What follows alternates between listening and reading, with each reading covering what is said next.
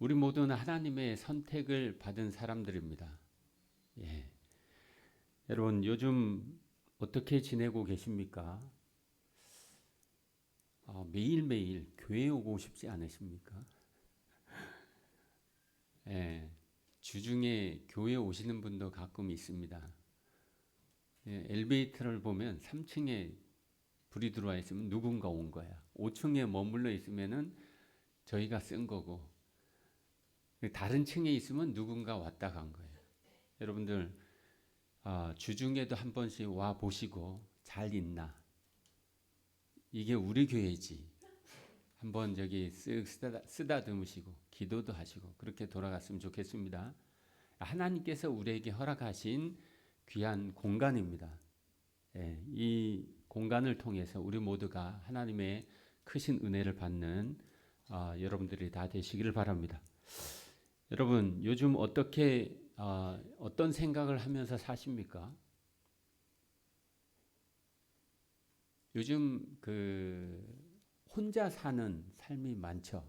그죠? 혼자 사는 분들도 많고, 그리고 식사할 때도 혼자 식사하시고, 다 이제 혼자서, 뭐, 커피숍도 혼자 가고, 혼자 하는 것이 일상화가 되어 있는 그런 시대인 것 같아요. 그러다 보니까 스스로 많은 생각을 하게 되지 않습니까? 뭐, 핸드폰 때문에 생각이 좀 덜 하기도 하지만은, 그리스도인들은요, 이런 생각을 하는 것 같아요. 하나님은 나를 어떻게 생각하실까? 그런 생각 안 해보셨습니까? 나는 나를 어떻게 생각하고 있나? 나는 왜 이 땅을 살아가고 있나? 하는 그런 생각 안 해보셨습니까? 나는 왜 광명 만나교회를 다니고 있나? 여러분, 예배 시간이지만은 설교의 일부분이기 때문에 한번 제가 호명을 할 테니까 잠깐 일어나 주시길 바랍니다. 우리 장로님들 일어나 주십시오. 이분들이 광명 만나교회 장로님 되십니다. 자, 예배 시간이지만 박수 치겠습니다. 자, 앉아 주십시오. 자, 그다음에 권사님들 일어나십시오. 은퇴 권사님들, 70세 이상 되신 권사님들 일어나세요. 자, 세 분밖에 안 계시네. 자, 은퇴 권사님들이십니다. 박수 치시겠습니다. 자, 앉아주세요. 예. 그다음에 현 권사님들, 70세 안 되신 권사님들 일어나 주시죠. 이분들을 뭐라 그러냐면 시무 권사라고 이야기를 합니다. 왜 안 일어나세요? 예, 권사님, 표 권사님, 일흔이 안 되신 걸로 알고 있는데, 자, 표 권사님 일어났다 치고 박수 치겠습니다. 자, 그 다음에 집사님들, 남자 집사님들 가운데 안수 집사님이 계십니다. 안수 집사님들 일어나시죠. 자, 우리 안수 집사님 두 분 계십니다. 박수 치시겠습니다. 여러분들 알고 계셨습니까? 네, 안수 집사가 뭔지 모르세요? 안수 집사는 항종직입니다. 70세까지 계속 집사, 항종직, 그 항종직이라 그러거든요. 권사도 마찬가지고요. 권사도 집사도 다 안수를 받습니다. 예. 그리고 우리 교회는 두 안수 집사님이 계십니다. 서승권 집사님, 그 다음에 정성찬 집사님, 그 다음에 남자 집사님, 여자 집사님들 다 일어나시죠. 예. 자, 저기 서명선 집사님도 일어나시죠. 우리 작년에 좀 급박하게 원로 목사 추대 담임 목사 취임 문제 때문에 사인을 하셨습니다. 좀 거꾸로 됐지만은 집사님이십니다. 서명선 집사님 그렇게 불러주시길 바라고요. 이분들이 우리 교회 서리 집사님들입니다. 매년 갱신이 되지만은 우리 교회가 작잖아요, 그죠? 일꾼도 작고 그래서 특별한 결격 사유가 없으면은 그대로 유지가 되는 것입니다. 이분들이 집사님이십니다. 자, 앉아 주십시오. 자, 여러분들 어디 나가서 나는 장로다 하고 얘기하시죠. 나는 집사다, 나는 권사다 하고 얘기하실 거예요. 얘기 안 하십니까? 얘기하셔야죠. 하나님이 주신 직분입니다. 귀한 직분이에요. 그리고 그 직분에 부끄럽지 않는 그런 삶을 살라 그러면 행동을 해야지 됩니다. 그죠? 그냥 직분을 받은 것으로 끝나면은 부끄러운 겁니다. 그 직분을 하나님이 주셨다 그러면 그 직분에 맞는 일들을 하면서 살아야 된다는 것이죠. 자, 여러분, 또 우리는 직장에서도 이렇게 자기 자신을 설명을 합니다. 나는 직장에서 사장이다. 사장님 계십니까?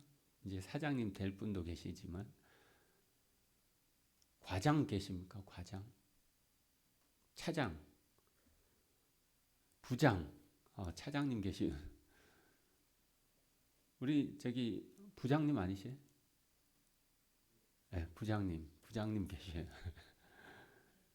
또 다른 직분 가지고 계시면 회장, 회장 빠졌네.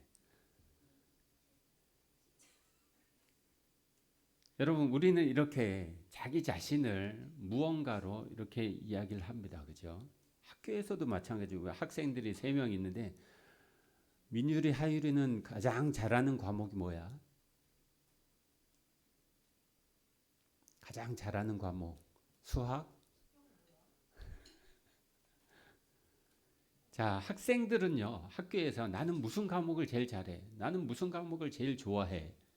그죠? 나는 어느 반 학생이야. 이렇게 자신을 설명합니다. 이것들은요, 중요한 것들이죠. 자기 자신을 나타내는 거기 때문에 중요합니다. 나를 소개하는 내용이기 때문에 중요합니다. 그런데요, 이것이 나의 정체성의 전부가 아니라는 것입니다. 오늘 하나님은요, 베드로전서 2장 9절에서 이렇게 말합니다.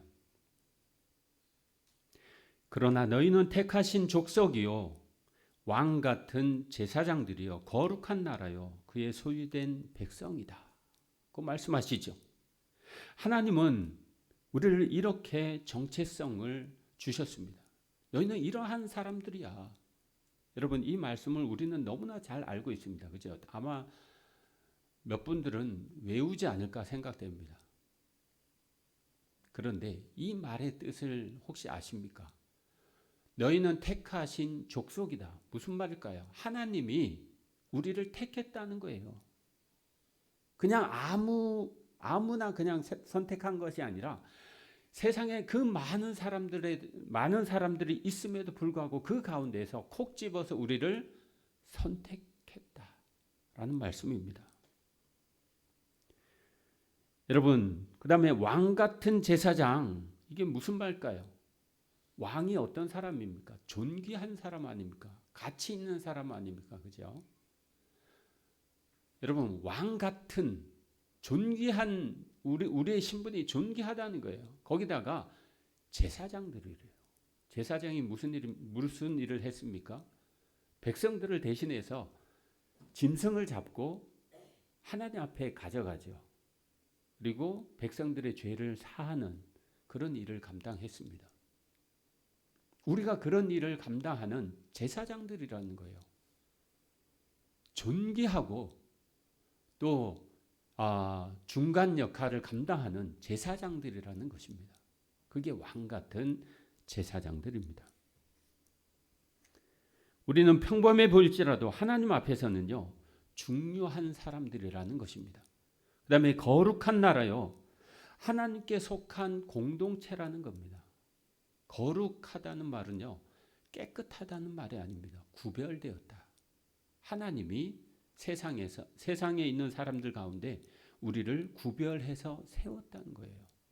세상에서 우리를 불러 세웠다는 것입니다. 하나님의 백성으로 말이죠.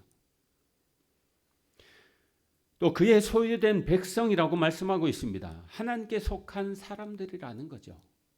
우리 모두는 하나님께 속한 사람들입니다. 하나님이 책임지시고 돌보시는 사람들이라는 것이죠. 우리는 버려진 존재가 아니라 하나님이 선택한 사람들입니다. 하나님이 우리를 보시고 너는 나의 사람이야. 너는 나의 사람이야 하고 말씀하신다는 거죠.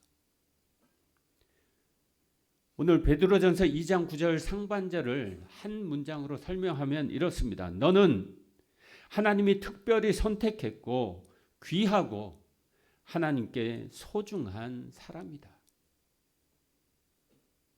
여러분, 우리의 정체성이 이와 같습니다. 그런데 여러분, 이런 생각이 들지 않으십니까? 이게 정말 나를 두고 하는 얘기일까? 내가 과연 왕 같은 제사장이라는 이름을 받을 자격이 있나? 자격이 있는 분 한번 일어나 주시죠. 우리 모두는 그런 자격이 없습니다. 왜냐하면 현실을 보면 우리의 삶은요, 하나님 앞에 부끄러운 것밖에 없습니다. 아침에 일어나서부터 밤에 잠잘 때까지 하나님이 보시기에 아름다운 모습이 우리 가운데 없습니다.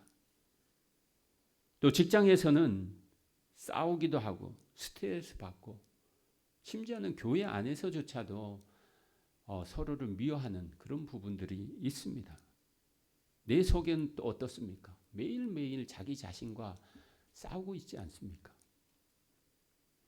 그런데 하나님은요, 우리를 왕 같은 제사장이다. 너희는 왕 같은 제사장이다 하고 불러주신다는 겁니다. 참으로 모순처럼 느껴집니다. 그래서 질문을 하나 더 하게 됩니다. 왜 하나님 우리를 이렇게까지 높여 부르는 걸까? 왜 하나님이 우리를 왕 같은 제사장이요, 하나님의 소유된 백성이라고 부르시는 걸까? 성경을 보면요, 성경의 인물들도 나는 부족합니다 하고 이야기를 했습니다. 모세도 그렇고 다윗도 그랬고 베드로도 그랬습니다.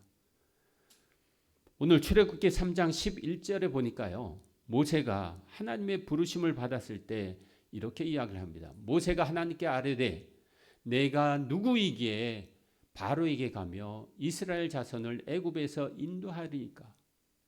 야 모세야, 네가 애굽에 가서 바로한테 이스라엘 백성들을 다 내달라 해라. 모세는 40년 동안 광야 생활을 했습니다. 40년을 왕궁에서 지내고 40년 동안 광야 생활을 했습니다. 이제 그는 왕자로서의 신분이 다 벗겨졌습니다. 아무것도 없었어요. 그랬을 때 하나님이 찾아왔죠. 내 백성을 이끌어내라. 이집트에서, 애굽에서 내 백성을 끌어내라. 그랬을 때에 모세의 대답입니다. 내가 누구이기에? 나는 할 수 없다는 거죠. 나는 별 볼 일 없는 존재라는 겁니다. 다윗은 자신이 왕이 될 자격이 없다고 했습니다. 베드로는요, 예수님 앞에서 나는 죄인입니다 라고 고백했습니다. 누가복음 5장 8절입니다. 다 같이 읽겠습니다. 시작. 시몬 베드로가 이를 보고 예수의 무릎 아래에 엎드려 이르되 주여 나를 떠나소서 나는 죄인으로소이다. 주여 나는 죄인입니다. 나는 주님 앞에 설 수 없는 죄인입니다.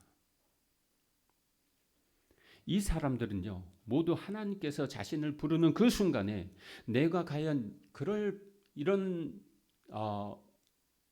하나님의 소명을 받을 자격이 있나 하는 그런 질문을 했다는 것입니다. 그런데 하나님은 그들의 부족함을 보신 것이 아니라 그들의 가능성을 먼저 보셨다는 겁니다.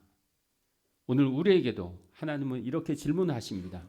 너는 누구냐? 너는 어떤 사람이냐? 그리고 하나님의 대답이 이렇습니다. 너는 내가 택한 사람이다. 누가 뭐라 해도 너는 내가 택한 사람이다. 이 의문은요, 본문에 이미 답이 들어 있습니다. 베드로전서 2장 9절을 다시 한번 봅니다.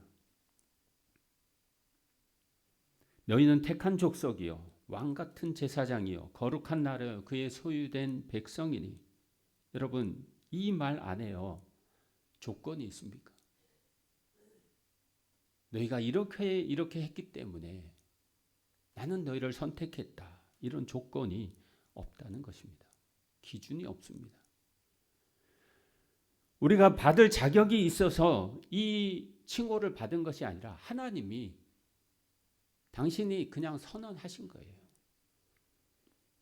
하나님의 선언입니다. 번복할 수 없는 하나님의 선언인 것이지.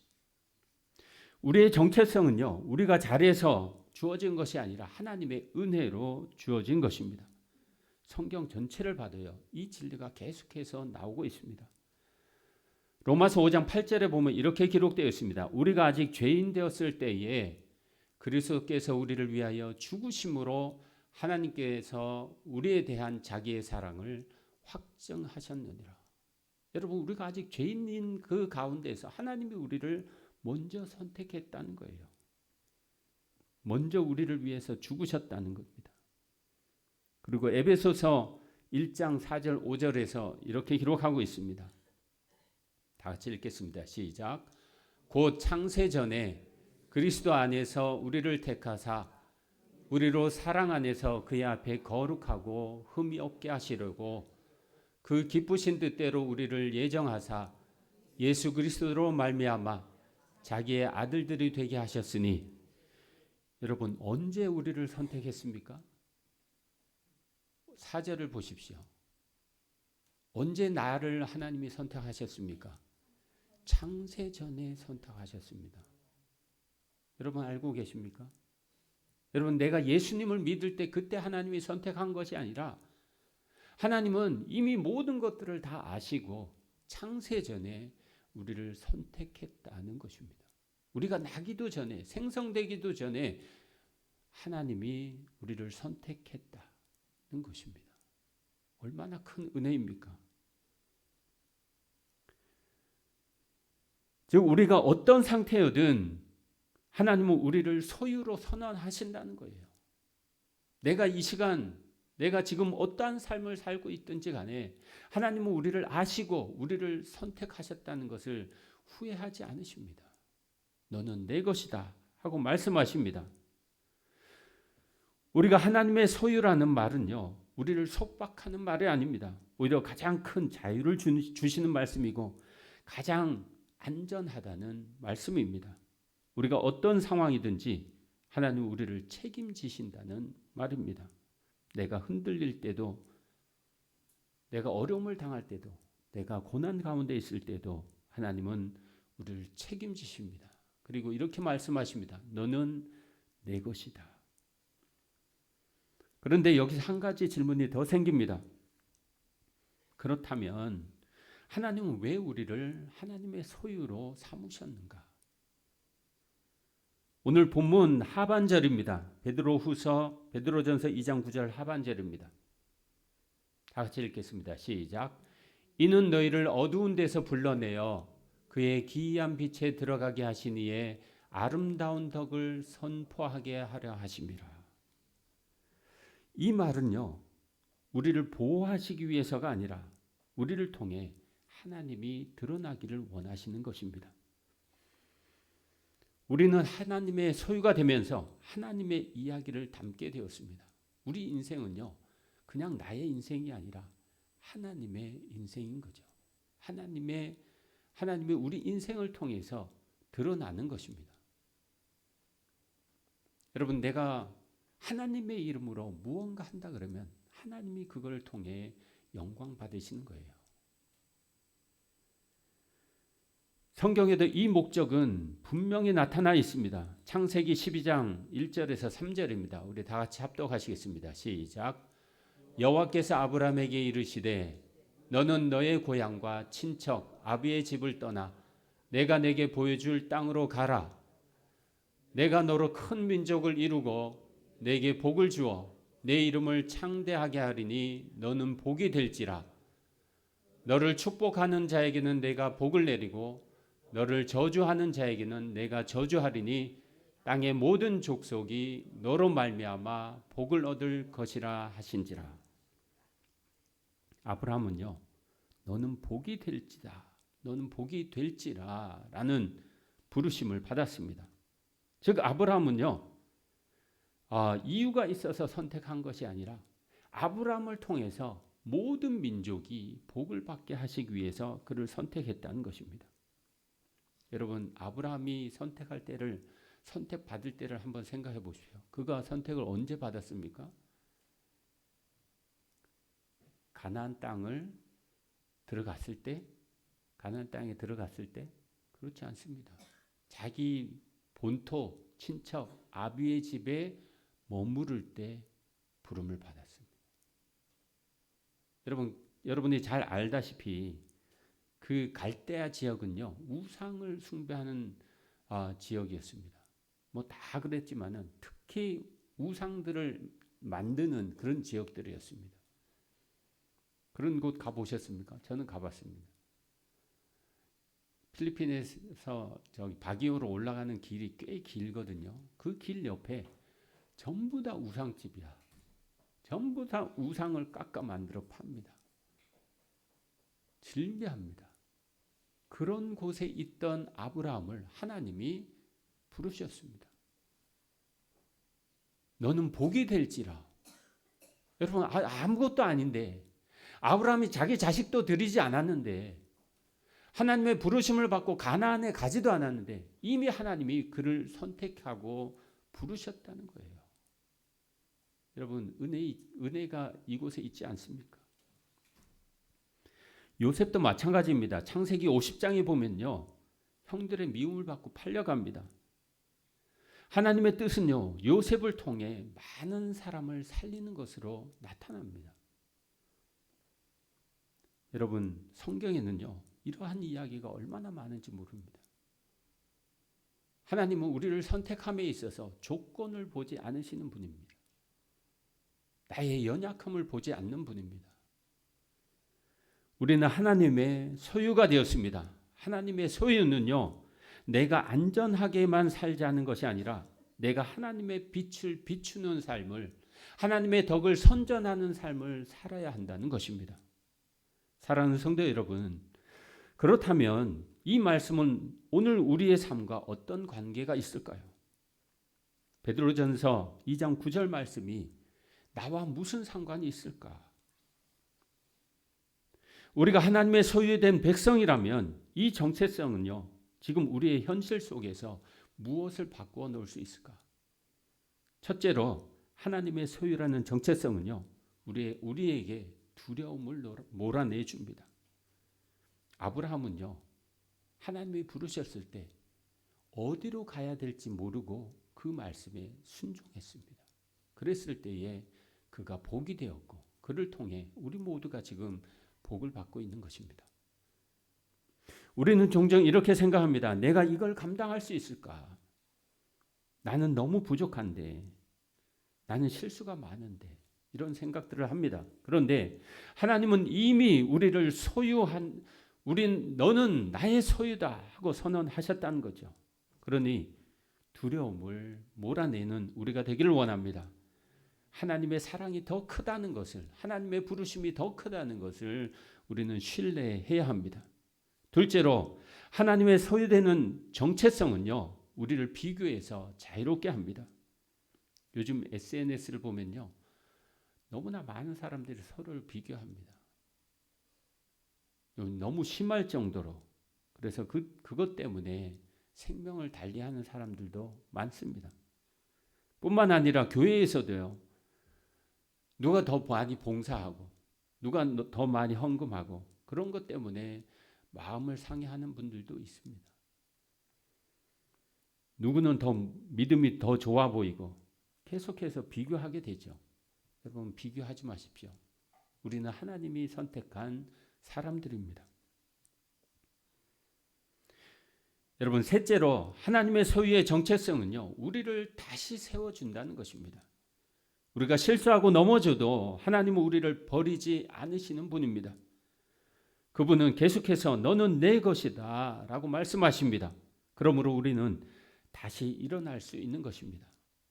또한 마지막으로 하나님의 소유라는 정체성은요, 우리를 세상에 세우는 삶으로 이끕니다. 우리는 단지 교회 안에서만 안전한 사람이 아니라 세상 속에서 빛이 되어야 하는 존재들입니다.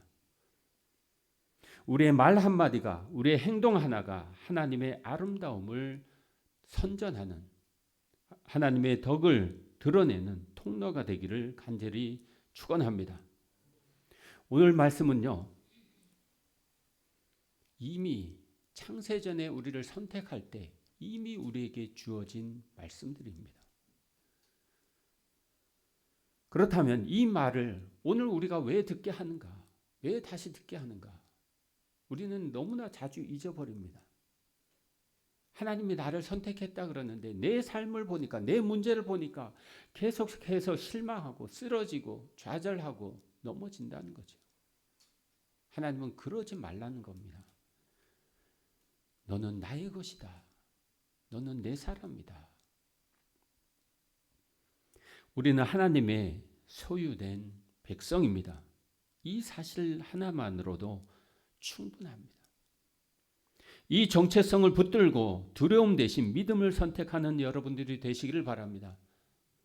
비교 대신 감사를 선택하는 여러분들이 되시기를 바랍니다.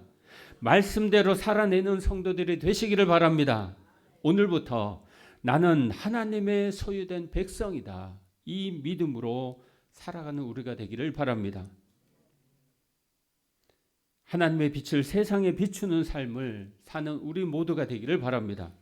그리고 우리의 삶을 통해 하나님의 아름다운 덕이 우리 주변에 매일매일 선포되어지기를, 선전되어지기를 주님의 이름으로 축원합니다. 기도하겠습니다. 하나님 아버지, 오늘도 말씀 앞에 서게 하여 주시니 감사합니다. 우리의 모습이 어떠하든지 우리를 택하시고 너는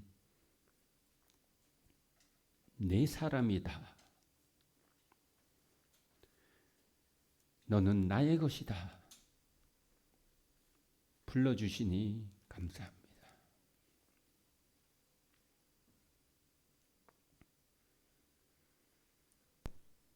우리를 잡은 그 손을 놓지 않게 하여 주시옵소서. 세상의 두려움 속에서도 주님의 사랑을 기억하게 하여 주시옵소서. 비교 속에서도 나를 향한 주님의 부르심을 붙들게 하여 주옵소서.